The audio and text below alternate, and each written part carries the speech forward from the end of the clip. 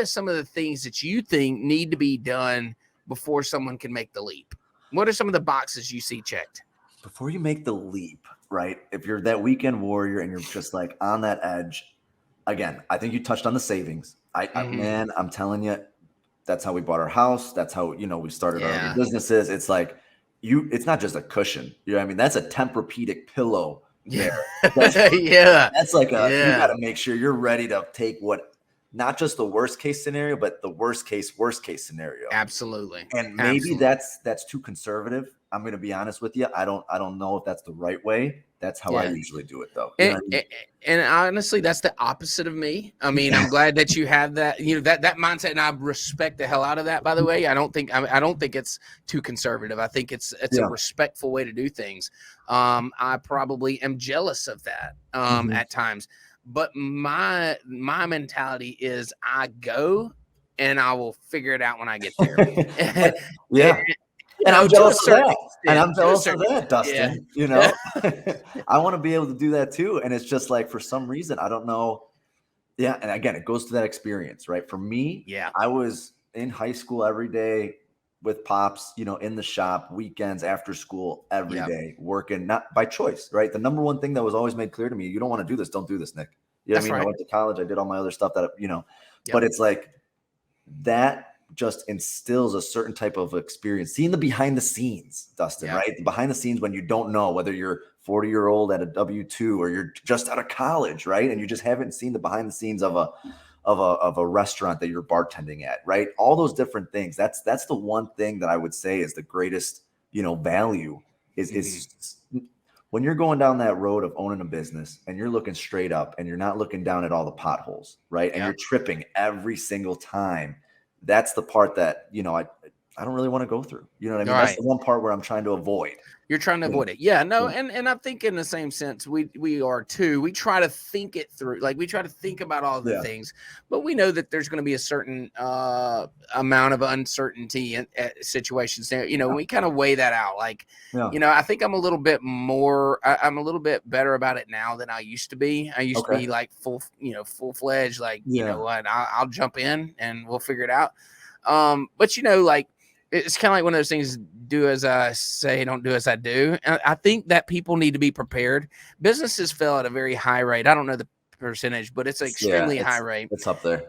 And the reason is the uncertainty, it sounds real good. And honestly, I think more of a reason than uncertainty is the amount of work that it's going to take. Yeah. You have got to be willing to work around the clock. Yep. You have got to be willing to work harder than anybody else in the room all the time. And then in an unexpected way, like you got to be able to say, this is absolutely unbelievable. And I'm still going and I'm still alive and I'm still working for this thing. And then, and only then will you start to see the business kind of take off in a sense.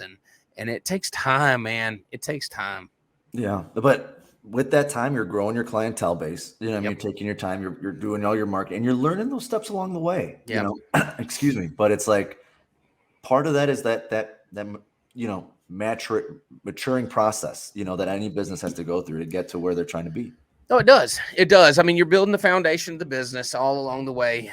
You going from weekend warrior to full time. You say, hey, this is my thing. I'm committing to it. You get your family on board. Get anybody that's not on board, get them out of the way because it's going to take your full attention. If you got buddies that don't get it, get there, then look, don't let them bring you down, man. Just because you can't go sit at Buffalo Wild Wings all night like they can, dude, don't, you got to get them out of the way. That family part's, I think, really important. You know what I mean? Because I know a lot of people that are starting a detailing business this time of year, they're really young. You know what I mean? And maybe they don't have as many things tying them down. Absolutely. But there's nothing wrong with having a family and having kids and still wanting to start a detailing business. Oh, absolutely, man. Yeah. And having that honest conversation with the significant other and the kids and being, you know what I mean? Hey, look, this is what I really want to do for me. You know what I mean? This is something that's really important to me. And having that support, good, I think is really important. It is. I mean, if you don't have complete buy-in, then any doubt that maybe and because let's be real, here's the reality: doubt will enter your mind at some point. At some point during this thing, you say, hey, I flipped the switch and I'm to full time. There's going to be 2 days where you have nobody call your phone. Yep. There's going to be a rain for a week, 1 week. Yep. Okay. And you're going to owe the mortgage and you're going to owe this and you're going to do that. If there's somebody on your team that's not on your team, that's not for this adventure you're going for, not only are you fighting yourself internally, but you're having to fight them too. I'm telling you, man, it's tough. Yeah. I've been down that road. I've been down that road where I felt like I had to not only explain to myself why I was doing it, but explain to a significant other. And let me tell you, that's very difficult. And then you end up withdrawing and stuff. So speaking from experience, you want to make sure that, anybody involved in your life understands your mission and believes in it as much as you do. And I'm going through that now. Sarah's my rock, but you know what? It's the people sometimes it's the kids. I mean, that is the number one thing I've spent the last 3 years is that work-life balance. And that's a whole nother show. I know it is. But it's like, man, just trying to prioritize that, right? Because you want to go full boat into what you're working on and you get lost in the work, but you got to have that voice that pulls you back too. And sometimes it's not the significant other, the missus, you know what I mean? Yeah. It's the kids at home. It's the kids at home. And people, wherever you're at, you've got someone pulling you around. We see all the potential. The reason what drives us, and I don't know about you, I know what drives me is the potential. What can we do? What, like, I see it and I'm like, man, if we just work a little harder, we work a little more, we'll be there. Or we do this a little bit faster. And we know where we want to be. We see the things that we can change. So I just always want to be improving those things. And I feel like if I take my mind off of that for 1 second, we start to go backwards. And so that work-life balance, which is absolutely another show, and it's going to be a great one. Yeah. Because I think, again, we have different mindsets on that. I mean, not mindsets, but I think we have different approaches. Let me say that. And so, but look, it's reality. And if you don't acknowledge that now, while you're part-time thinking about going to full-time, then it's going to be one of those things that show up and say, hey, oh shit, I wasn't expecting this. I wasn't expecting to have to fight with my wife every night I get home, or my husband every night when I get home.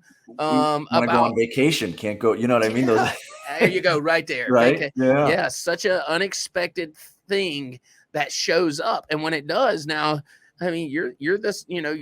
This is providing your income. How do you take a week off and just go spend money and not make it? How do we do that? Where do we start that? Do you think it's harder to start a business now than it was? I don't know, pick a year, 5 years, 10 years. Do you think it's different? It's different. I think expectations are different. I think people's willingness to support is different. I think that, man, competition's there. Like, you're really competing with a lot of people doing a lot of things, and you're competing for attention, and everybody's such a, want it now, get it now kind of person. And then loyalty is probably not as much as it used to be. So, do I think it's physically easier for me to just go start doing a thing? It's probably physically easier. Yeah. For me to just go online to go and just just go get a business license and go to work. Right. Yep. Even borrowing money, I've never borrowed money to start a business, my businesses, but I would think borrowing money to do that, SBA has made it really easy to start up. Yeah. But do I think to get the business and to build a strong business from the start, it's probably harder in my opinion. Yeah. And I think that's the one thing where it'll tie back to like the expectations and sort of, the greed. I think greed, I don't know if that's the right word, but it's trying to figure out what standard of living the goal is. Being okay starting out smaller. Hey, I'm going to be in a 1-bedroom one. You know what I mean? A small sacrifice is the word you're looking at. And not living beyond your means there. You know what I mean? In the beginning, because it's going to be a little bit of more holding your breath to get to the level where you want to be. Hey, one thing we haven't mentioned is experience. Okay. You're weekend warrior, and we all think we're the best detailer, by the way. And that's probably why you're thinking about going full time, is because you think you're the best and blah, blah, blah. But it's true experience, because you're going to get out here and you're going to print this business card and somebody's going to call you and say, hey, can you do this thing? And you need to know if you can say yes or no to that. Yeah. Yeah. And sometimes that ego has you say yes to certain things you probably shouldn't. Dude, how many yeses would I take back? How many yeses would I take back? But oh man, a mile long,